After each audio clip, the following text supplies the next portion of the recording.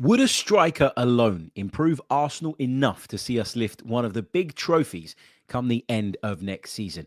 I don't think so. We're going to touch on Zubimendi, Sesko, and any other names that come up. But today we're focusing on our lack of creativity last season and how we fix it. You're listening to the Chronicles of a Gooner podcast. Let's get into it. Hey everybody, how are we doing? Happy Wednesday. Welcome back to another live episode of the Chronicles of a Gooner podcast with me, your host, Harry Symeou. I bet you're all sick and tired of hearing nothing updates on a number of transfer targets.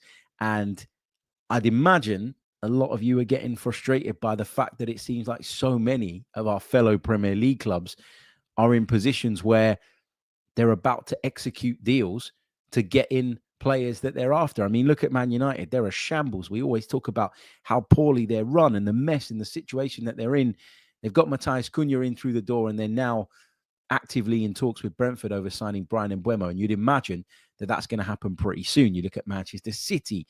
They're about to sign Tijani Reinders from AC Milan, who I think is a really, really good player.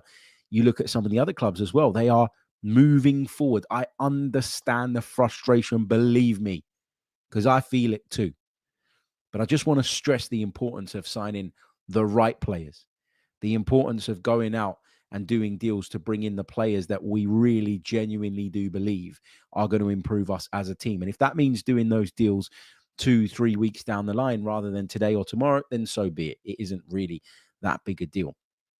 Arsenal are due to return to pre-season training early July is what we're told. So as long as they get these deals wrapped up by then, as long as we can get those players involved by then, and so that they're ready to kind of integrate with the group as best as possible ahead of what's a really, really big season for us, a season where there's tons and tons of pressure to go out there and win and get over the line, then I'm okay. I think we've got to chill out. I think we've got to try and navigate through this frustrating period whereby, as I say, we're looking around and seeing everybody else doing deals and we're not. But they are coming. We are working on them. And I think come the end of the window, hopefully, we'll be in a position where, we'll look back at this and say, what were we worried about? We've done some fantastic business. But I understand the frustration right now. I really, really do. And I'm not going to try and downplay it because it's a real frustration for sure. Okay, what are we going to talk about today? Well, we're going to talk about a few things. We're going to touch on Zubimendi. We're going to touch on Benjamin Sesko. We'll bring you up to date with the details around the sale that Arsenal have made. We're going to touch on Cesc Fabregas' career as well. I did say that rather than regurgitating the same old stories, we'd try and open up our sort of horizons and pick out stories from around the footballing world that, have some relevance to Arsenal, but are also interesting. So we'll touch on Cesc Fabregas and the tug of war over him now between Inter and Como. We'll get into that because I think that's really, really interesting. Then we're going to really explore Arsenal's creativity problems last season. We're going to try and get to the bottom of why that was an issue. I'm going to let you guys know where Arsenal ranked in the XG table last season. I know XG is not the be-all and end-all, but it's an indicator, isn't it? And all of that feeds into my theory of a striker alone won't improve us enough. And that's why I'm so big on the idea that Arsenal go out and do multiple bits of business this summer. And it's why I'm not sitting here going, signing Benjamin Sesko is going to solve all of our problems, or signing Victor Gyökeres is going to solve all of our problems. There are multiple issues, one of which is putting the ball in the back of the net when those chances do present themselves, because we don't have that cold-blooded killer in front of goal. However, you want to hype Kai Havertz up, and I'm probably Kai Havertz's biggest hype man. I think he's a fantastic player. I think he brings a lot to the team. But being a killer in front of goal, it's not his strength. Okay, that's not what you get out of Kai Havertz. Equally, I really like Gabby Jesus when he's fit and available. But he too is not going to be that clinical, cold-blooded killer in front of goal that we need him to be at times. So it's clear that we have a gap there. It's clear that we have an issue there. And it's clear that we need to go out and address that this summer. But having the cold-blooded killer without the volume of chances required to make a real tangible difference, it's kind of going halfway to solving the problem, but not fixing the actual problem. It's like papering over the cracks. So yeah, we've got lots and lots to get into on today's show. I realize that without the big transfer headlines, you might not be as inclined to click on this one, but we've got a lot to get into, and I think we're going to have a really interesting conversation today. So just a quick call for those of you that are already in the live chat with us. If you haven't done so already, like the video, subscribe to the channel. If you're listening on Spotify or Apple, leave us a review. All of that stuff really, really does help. But let's get into our stories for today then, shall we? And let's begin with the Zubimendi stuff. We brought you a bonus episode yesterday in which we talked about Martin Zubimendi because he had made some comments while on international duty that I think had created quite the panic among the Arsenal faithful. He said that nothing was decided. I'm paraphrasing, but he basically said that nothing was decided, that yes, there are options, but he's only focused on the international team at the moment. And having heard that he was at the stage now where he was just simply waiting for a medical to be arranged, to then hear those comments, it kind of knocked everybody down a peg or two, right? But from everything that we're hearing, from everything that we're reading, it looks as though there is no need to panic. There is no need to be concerned. If you want Martin Zubimendi to come in, it looks like you're still going to get your wish. All it is that Martin Zubimendi, I think, is trying to be as respectful as he possibly can to Real Sociedad, a club very close to his heart, a club at which he's grown up. Yes, he's got a relationship with Xabi Alonso, having worked under him in the B team a few years back. And Xabi Alonso is credited with Martin Zubimendi's progression and the way that he broke into the first team so quickly. And so, of course, there's that mutual respect. There's that understanding of what's good about each other when it comes to Xabi Alonso and Martin Zubimendi. It's not unusual for those relationships in football to exist. But, Real Madrid, I honestly believe, would have made their move by now if they were really keen on Martin Zubimendi. Do they think that they can hijack this at the 11th hour? Maybe, perhaps. But at the moment, we've got no reason to believe that Martin Zubimendi won't be coming to Arsenal, despite the comments, despite what he said. So I'm told we shouldn't be panicking at the moment. This is still on course to be Arsenal's first deal of the summer. This is still on course to go the right way as far as Arsenal Football Club are concerned. But I appreciate that not only have the comments caused doubt and concern about whether or not we're able to get this done, but it's also, I think, created a bit of a negative feeling towards Martin Zubimendi from a lot of Arsenal supporters.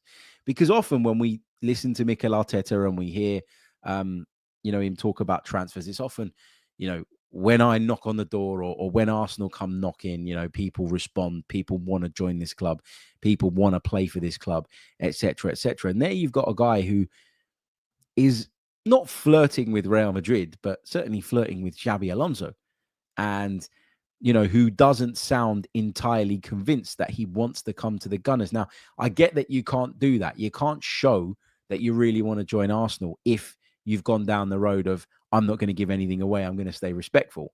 But it has created a bit of a stir among the fan base. I had a lot of replies and comments on yesterday's shows and on social media posts from Arsenal fans saying, I don't even want this guy if he's interested in Real Madrid. If he's got one eye on the Bernabeu, I'm not even interested in him. And it feels like we're going down a similar road to what Liverpool went down last summer. So I can understand why there's concern about this. If you think back to last summer, for all intents and purposes, it looked as though Martin Zubimendi was going to become a Liverpool player. And it simply didn't go that way. He had a change of heart at the last minute. Okay, he didn't join Real Madrid, but he had a change of heart. That deal never happened. And it left Liverpool in the lurch a little bit, really, because we spent a lot of the first half of the season talking about the lack of business. Maybe it was a perceived lack of support for Arne Slot. Now, he didn't need it, obviously, because he went on and won the Premier League with very, very minimal investment. But I think there was a lot of people at the time that looked at that and went, well, where do Liverpool go from here? Because it felt like that deal was a goer. It felt like it was going to happen, and it just didn't. So, yeah, let's see how this develops and how it goes. But From what I'm being told, when I've gone and checked this out, it sounds like there's no reason to panic, and Martin Zubimendi was simply trying to keep his cards close to his chest. Might not have gone about it in the right way, but I don't think there's any reason to believe that Arsenal are going to miss out on a player that's clearly a primary target for the Gunners. Just a little quick update on Benjamin Sesko. I know you're probably sick to death of hearing the guy's name, and he hasn't even joined us yet. But Arsenal seem to be, according to multiple reports now, the only club engaged with in talks with RB Leipzig right now. Now, if you really want the player, then that's obviously a good thing.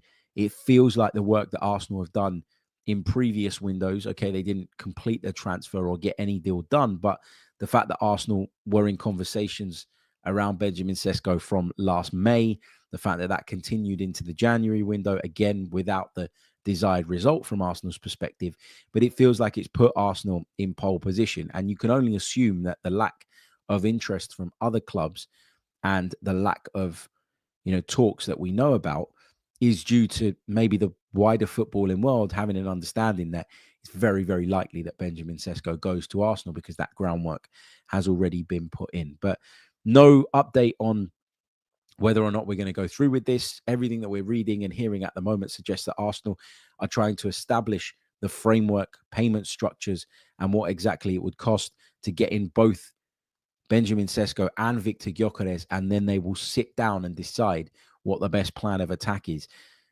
We're going to see how this develops. We're going to see what happens. I don't think it's totally decided, but I do think there is a lean towards Benjamin Sesko's direction, slightly more now than there is towards Victor Gyökeres. But we're going to have to see, of course, how that goes. We talked last week about the fact that Marquinhos was on his way to Cruzeiro in Brazil, and it appears that Arsenal have managed to get a £2.5 million fee. That's according to Simon Collins, and Arsenal have managed to get a sell-on clause in there as well. When you consider that we paid €3.5 million, which is probably about what, £3 million for Marquinhos all those years ago, that he's been on multiple loan spells, none of which have been overwhelmingly successful, I think actually it's a decent bit of business on Arsenal's part, and it might not move the needle much in terms of what we can spend in transfer fees, but obviously £2.5 million is £2.5 million. And we heard yesterday in the Athletics piece from James McNicholas that Arsenal were planning to hand some money to Per Mertesacker to go and strengthen the academy. And it was talked about as being, in some reports, around about £2.5–3 million that they were going to throw his way. Well, this covers that, doesn't it? So it's a help in a lot of ways. And if you could invest that in academy players that go on to earn you big sums in the future, then that's a really, really good way of turning potentially £2.5 million into much, much more. So I'm glad we got a fee. I wasn't sure we were going to. I got to be honest. I thought that we were going to struggle to offload Marquinhos, but we've managed to get a decent fee in for the player, and I wish him all the best because I do think he's a decent player. I don't think he's top level, but I think he can do a good job at a certain level, and I think going to Cruzeiro makes a lot of sense for Marquinhos, and being able to sell him for that price makes a lot of sense for Arsenal as well. So, yeah, really, really pleased to see that has been concluded, that has been wrapped up, and it seems to work, doesn't it, for everybody as well. Okay, let's go into the next story. Okay, let's talk Cesc Fabregas, because I've been following his coaching career really, really closely. I've been fascinated by how well he's done at Como. I think, obviously, it's a project with great investment and backing behind it. There's no debate in that, right? But Como are a much smaller club than some of the clubs that they're competing with at the moment. And a lot of people had them down as relegation candidates going into the season that's just finished. They were comfortable. They played some really good stuff. They got some really positive results. And Cesc Fabregas has done a wonderful job there. Now, we talked on yesterday's bonus episode about the fact that Simone Inzaghi is leaving Inter to go and play in the Saudi, or to go and manage, I should say, in the Saudi Pro League. And I was taken aback by that, a bit surprised, a bit shocked, a bit disappointed as well, because I think he's a top coach with a lot to offer. But this does appear to have opened the door for Cesc Fabregas to take on one of the biggest jobs in European football. Inter have asked Como, according to Fabrizio Romano, for permission to speak to the Spaniard. And as much as he seems invested in the Como project and as wonderful a place as it is to live and all the rest of it, I can imagine that this will be too big an opportunity for Cesc Fabregas to turn down. And even as the Como hierarchy, right?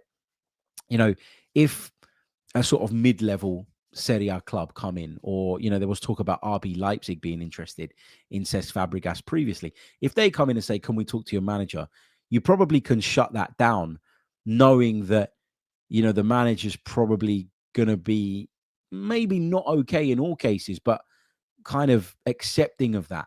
When a club like Inter comes along, I think it's really, really difficult to hold him back.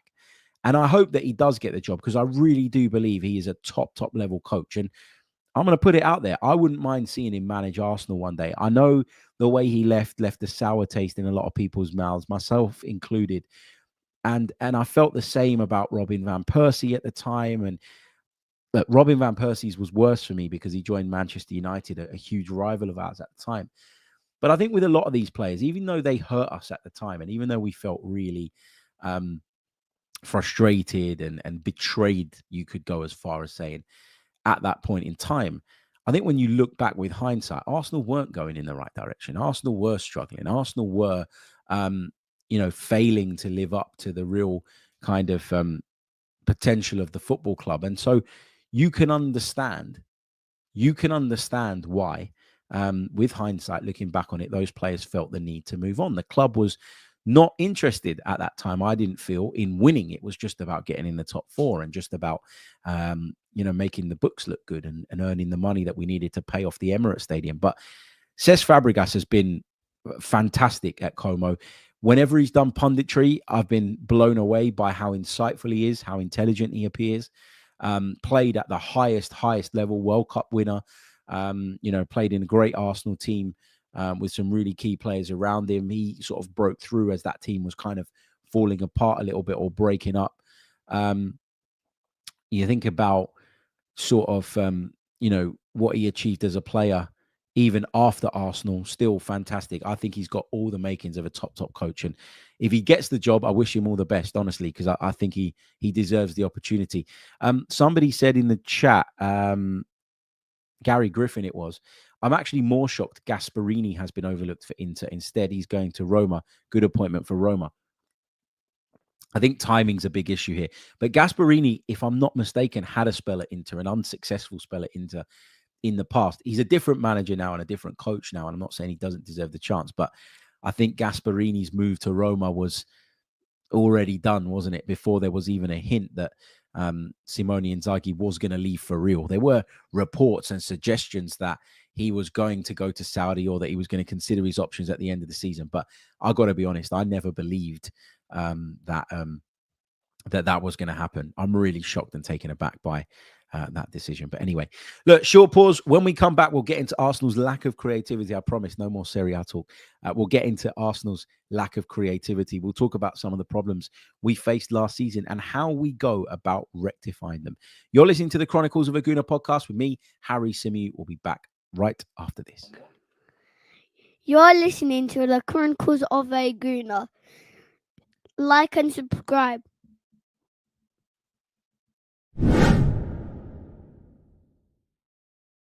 That's right. You're listening to the Chronicles of a Gooner podcast with me, Harry Symeou. Don't forget to leave a like on the video. Don't forget to subscribe to the channel if you haven't done so already. And if you're listening on audio, whether that's Apple Podcasts or Spotify, leave us a review. All of that stuff really, really does help. Okay, let's talk Arsenal's lack of creativity last season, because I think that was the biggest problem. I know we touched on it right at the top of the show. We talked about that lack of a killer in front of goal. We talked about the fact that we don't always have a player capable of taking a half chance maybe and being a real difference maker and dragging us through with those clutch goals in that centre forward position. We can all agree on that. Nobody's for a second saying that we don't need a striker, but bringing in a striker might not solve all of our problems, because our problems I think, are around creativity as well.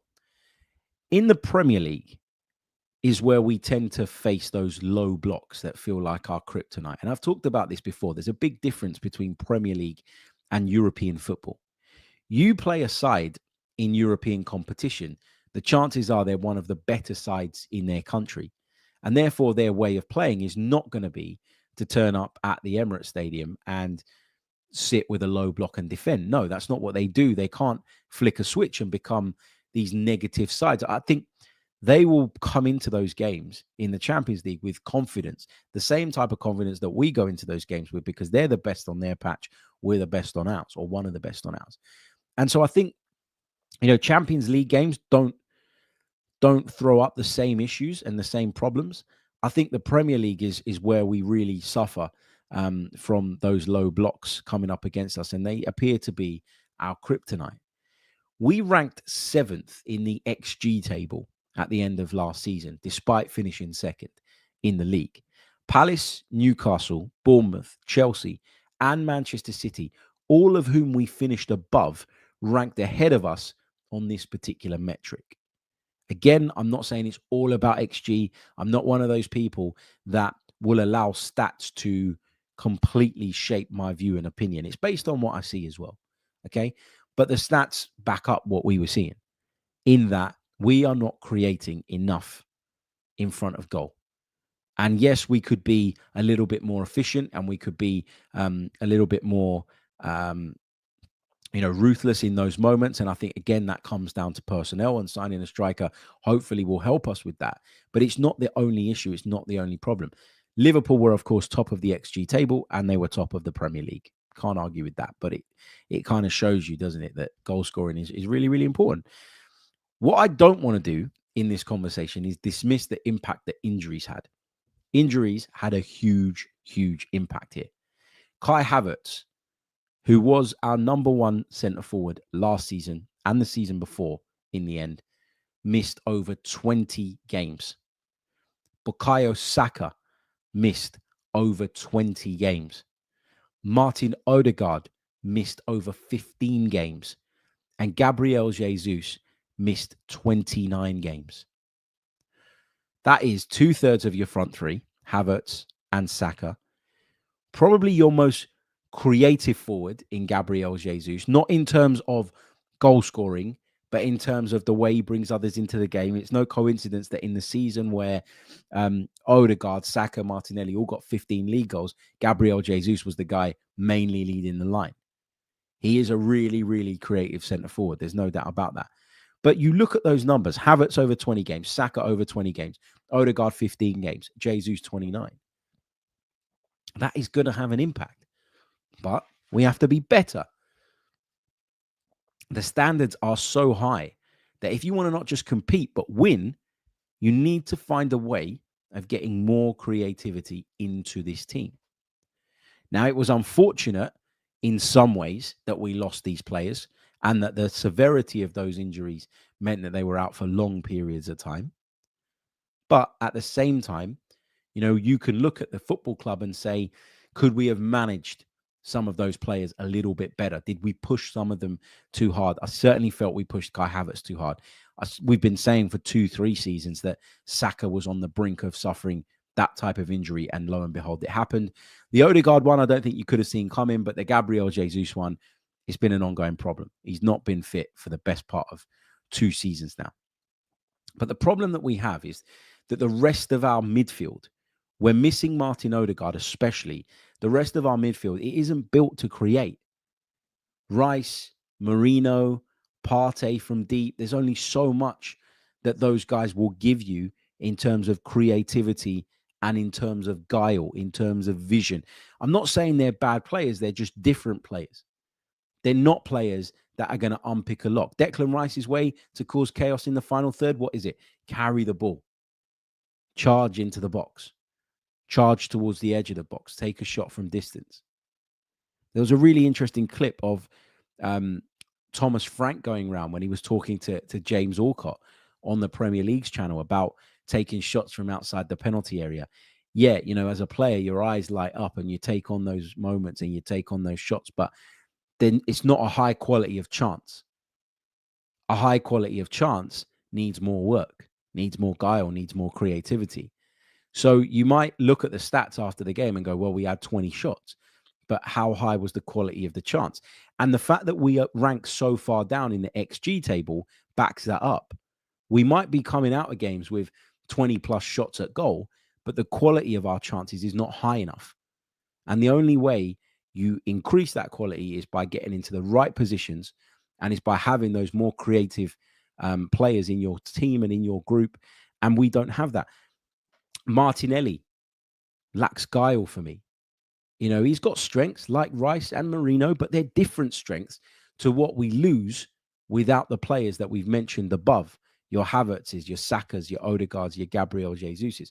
In the example of Martinelli, he's a runner, not a dribbler. Jesus is a dribbler. Jesus will weave in and out and will pull in opposition defenders towards him because he's so unpredictable. He's so spontaneous. His close control is so good. You just don't know what he's going to do. And at times he can, at his best, drag in 2-3 defenders, beat them, and he's taken them all out of the game.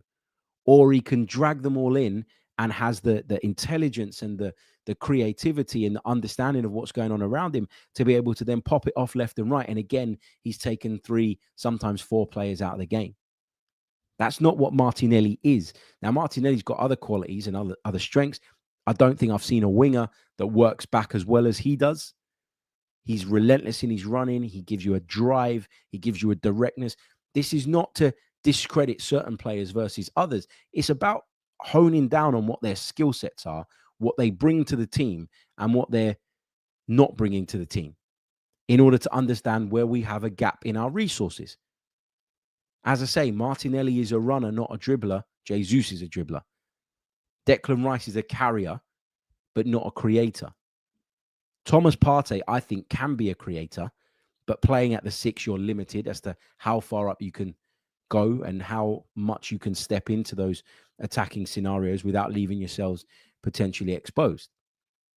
We've got fullbacks that try to overlap when they think that's the right thing to do, but it doesn't necessarily come naturally to 3 players if you're playing Calafiori and one of Timber or White that are central defenders by trade. So this is not me sitting here and shitting on the squad, right? I think we've got a decent squad. I think we've got a good squad. I think we've got a lot of talented players. I think we've got a lot of versatility within our group. But it's not about the numbers so much for me now. It's about the gaps in our skill set.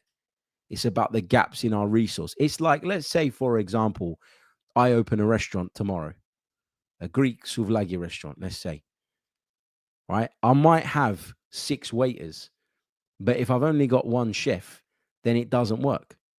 I can handle the table service and everybody is ready and on hand to go and deliver people's foods and drinks to their tables. But if that food and drink is not coming through quick enough because I don't have enough chefs or bar staff, then it doesn't work. So it's not necessarily about the numbers of stuff. It's about the ratios.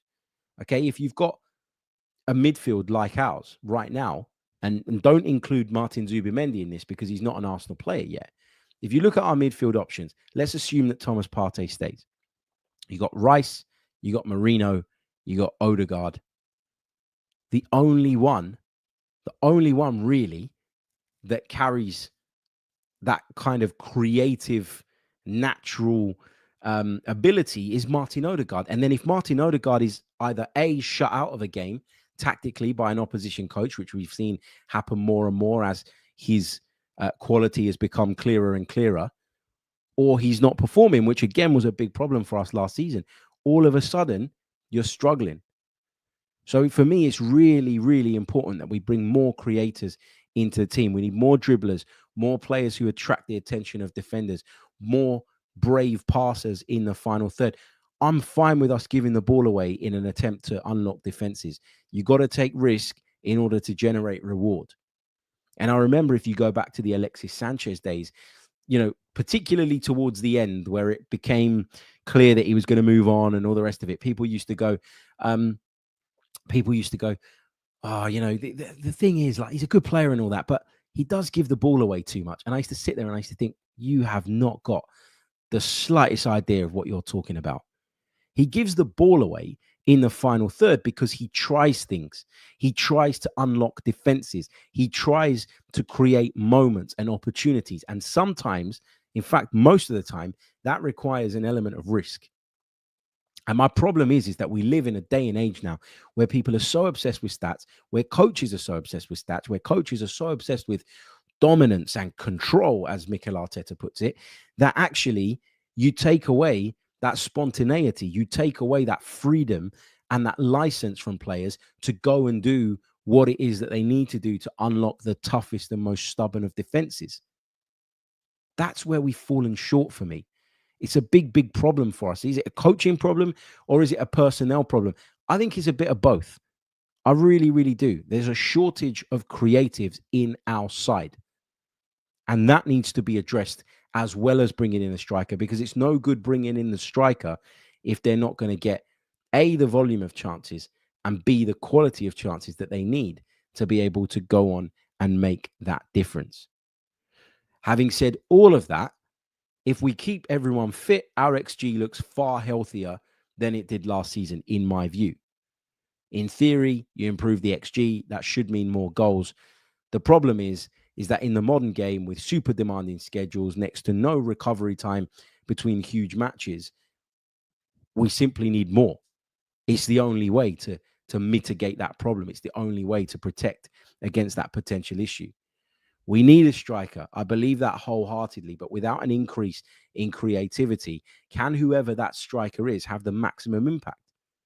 That's the question you should be asking yourself. And that's the question that Arsenal should be asking themselves right now, in my opinion. So yeah, those are my thoughts on last season's lack of creativity. I'd love to hear from you guys. Thoughts on that, thoughts on anything else Arsenal related or anything transfer window related. Get involved in the live chat. We're going to take another very, very brief pause. And when we come back, it's over to you guys in the live chat. You're listening to the Chronicles of a Gooner podcast.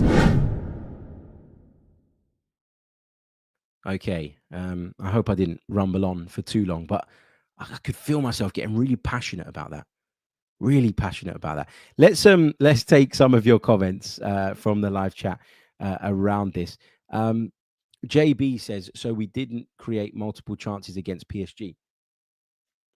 But what you're doing there is you're picking a game in isolation. And I said to you right at the start of that little monologue that I don't feel it's as big an issue for us in the Champions League. It's something that we have a problem with in the Premier League. And if you look at how many times we drew last season, I think it's fair to highlight that issue. I think we did create chances against PSG. And in that case, you might argue that actually having that killer in front of goal was all we needed. But we're talking about the season on a whole here. And you can't just pick games in isolation and say, well, that game means that actually the whole theory is wrong. No, my theory and my breakdown there is based on an entire season's evidence and on an entire season's body of work. So you can talk about PSG, and I didn't think we performed badly against PSG over the two legs, especially in the away game. But that doesn't tell the full story. That doesn't tell you the full picture. Jid says, disagree with just about everything Harry said. Well, give me your counterpoint. No problem. Do you want to join? I'm happy for you to join and give me your counter argument if you're interested. If you want to, let me know. Sammy Gunas says, completely agree, Harry. There seems to be a lack of following instincts and being creative in the final third. And again, I'm not too keen on the idea of kind of attributing that solely to Mikel Arteta, by the way, because a lot of people go, yeah, we're overcoached. And I've said that in the past. And there's been games where I've come away really feeling that. But I just don't think we have enough of that personnel that plays off the cuff, that plays completely based on instinct, that is almost a kind of street footballer in the way that they just want to go for it. Gabby Jesus was that, and I loved it. I thought it was fantastic watching him kind of come into this team, take us up to that next level. I think had he been fit, this would be less of a problem because he might not be that killer in front of goal that we keep talking about, but he would have had a big creative influence over this side, and that would in turn increase the outputs of some of those players around him. Ilmatic says Odegaard constantly looks at Arteta throughout entire matches, looking for directions of what to do next. That kind of micromanaging is not healthy. I think a lot of people feel that way about the coaching right now. And look, I think that a lot of the time, anyone that's played the game, and listen, I've said it before, I never played at Premier League level.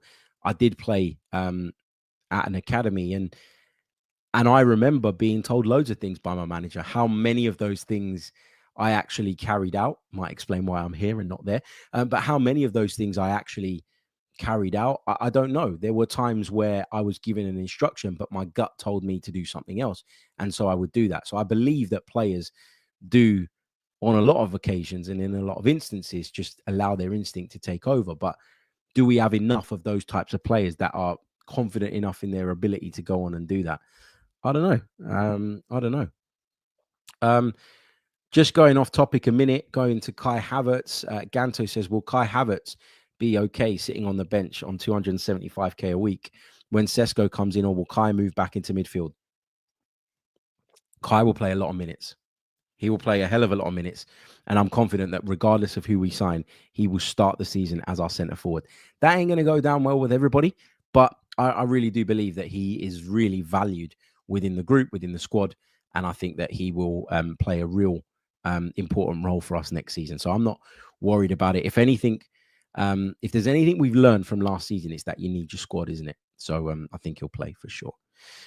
Jackson says, Harry, I don't catch all your shows, so I don't know if this has been answered already, but any updates on when, if you'll be doing new content with the guys from 90 Min? There's nothing in the pipeline at the moment. I'll have to speak to them over the summer because I'm definitely keen. I can't speak for everyone else, but I certainly would love to get back doing regular content with them. And if we home some of it here, then I'd be delighted with that. But I need to have those conversations over the summer. We are all going out to a wedding for one of our colleagues next week in Greece. So there'll be a good opportunity there to sit down and have a chat over a few drinks and some lovely Greek food. So yeah, maybe. But I'll keep you up to date if anything changes. Okay. JB says, we create loads of chances. Do you know football? So why do the stats tell us that in terms of expected goals, we were 7th in the Premier League? It speaks to what I was telling you, that you can create a high volume of chances, but how high a quality are those chances? And that's what XG tells you and gives you an indication of. It's not the be all and end all. No one statistic in isolation is, but it gives you a good indication of where we're not quite at that top level. 5Y5 says, why are people so tight with their likes in this community? Harry's throwing out some of the most balanced, rounded daily analysis these days. Yeah, we could do with a few more likes for sure. But when I ask for them, I get told off. And when I don't ask for them, we don't get enough of them. So, yeah. Let's see. Anyway, let's move on. Take some more of your comments. Here we go. AJ Envoy says, Harry, do you believe Arteta needs a bigger squad and better management given the staggering amount of injuries we got? I believe it was down to players overexerting themselves and not being rotated. But I don't think what we saw in terms of the injury crisis that hit us was a consequence solely of last season.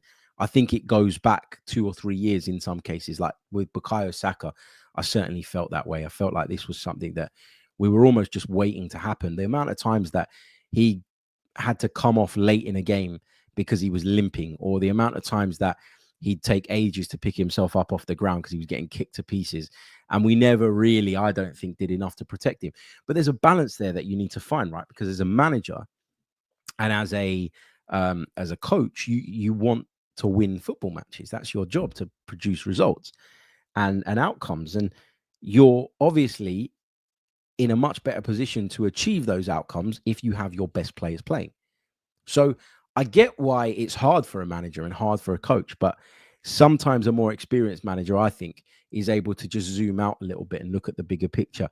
Mikel Arteta is incredibly passionate, and I think sometimes, as much as that's a great thing, I think it can sometimes get in the way of maybe making the right decision, the decision that a more cold and experienced seasoned manager would maybe make. But yeah.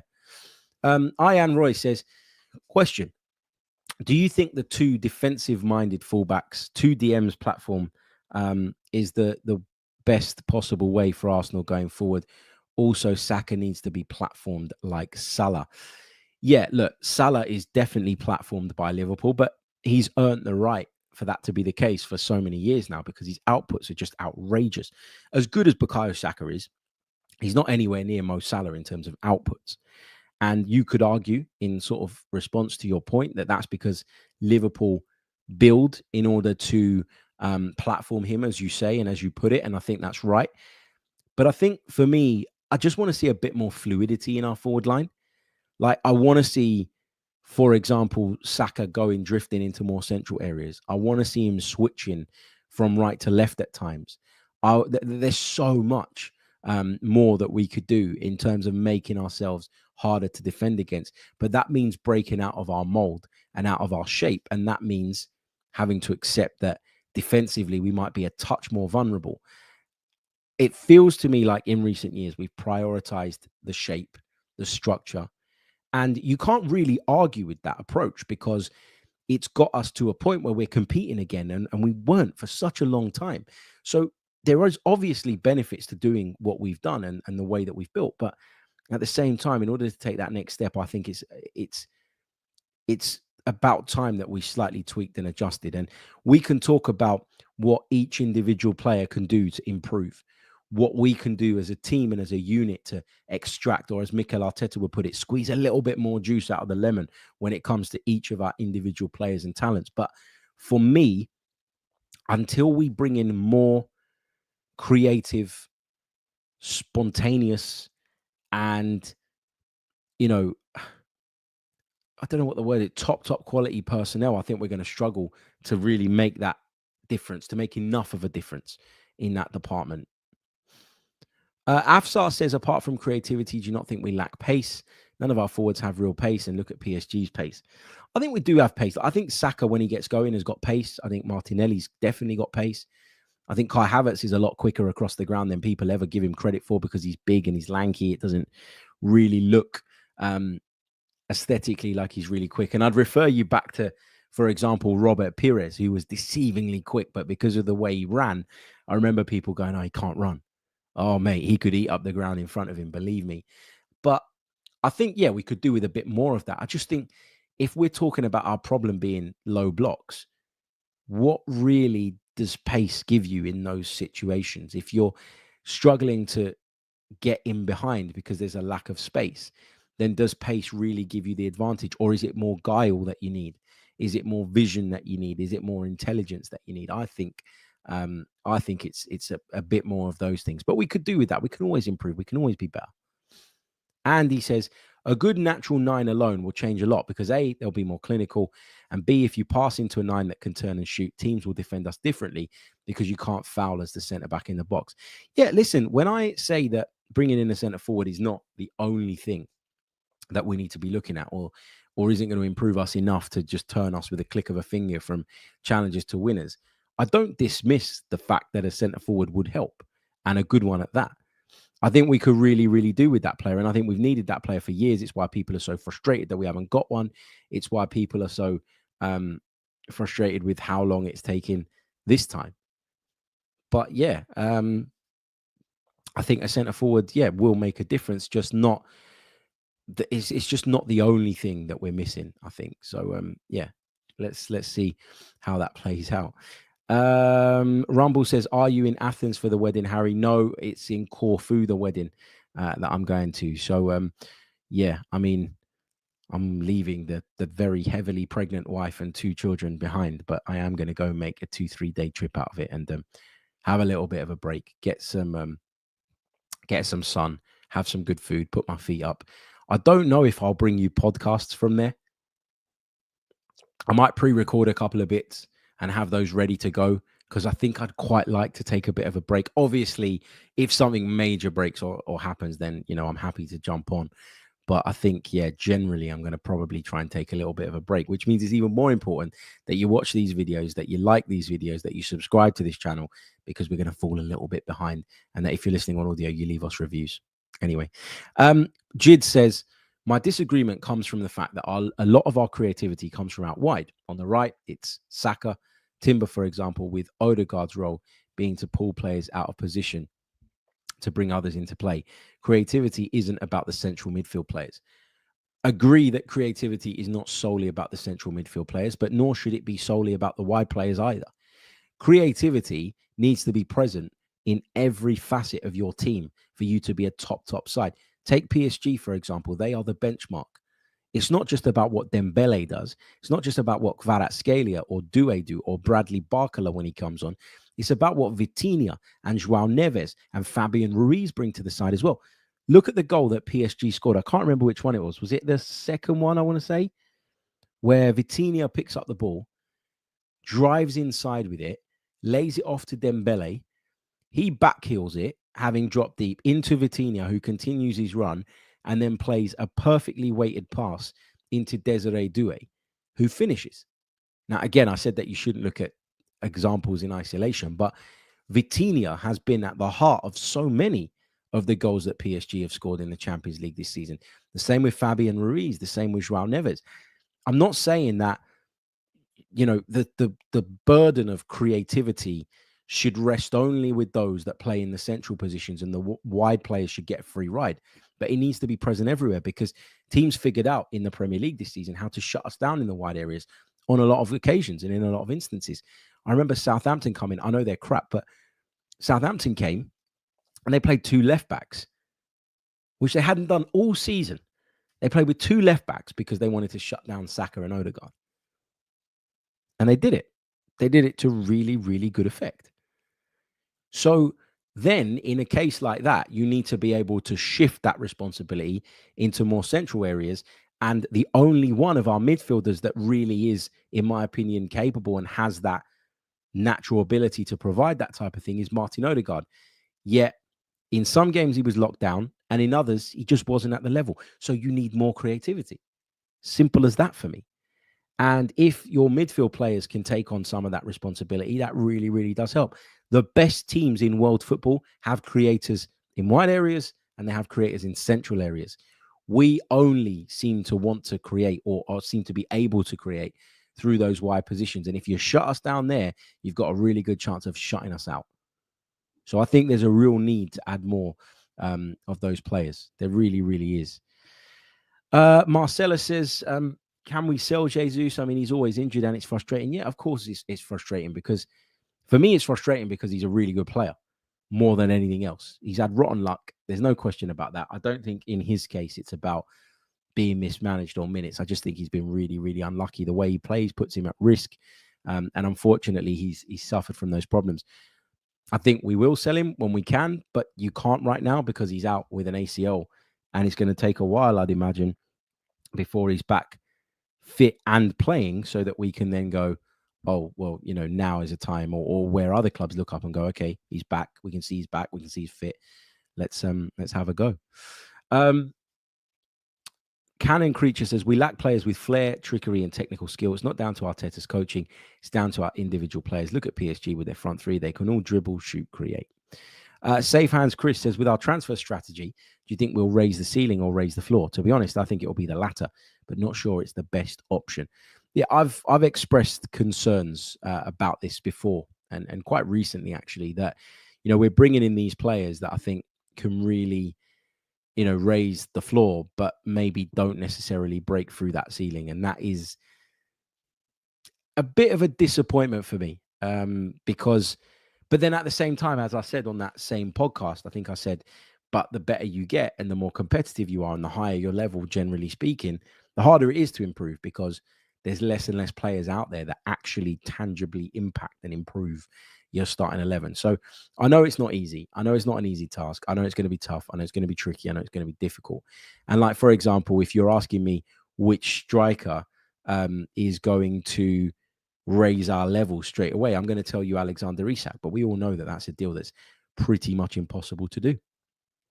So yeah. Look, guys, I am going to leave it there, I think. Thank you so much for all your interaction. I know there wasn't a huge amount of transfer chat on this episode, which I know is what people seem to have this unquenchable thirst for at this time of year. But I wanted to do something a little bit more reflective. I wanted to look back at some of the issues I believe we had last season. And I think we've done that today, and it's been a great discussion. Thanks for all the interaction, the agreements, the disagreements. I love the disagreements as well, because it gives me something to feed off, and it makes it easier to do a one-man podcast. So I appreciate all the love and support. And I'll be back very, very soon with more. Until the next one, take care of yourselves. Have a fantastic Wednesday, and up the Arsenal. Who knows? By the next time we speak, maybe we'll have some progress on one of those potential deals. Who knows? Up the Arsenal. Take care. Goodbye, everyone. Have a good day.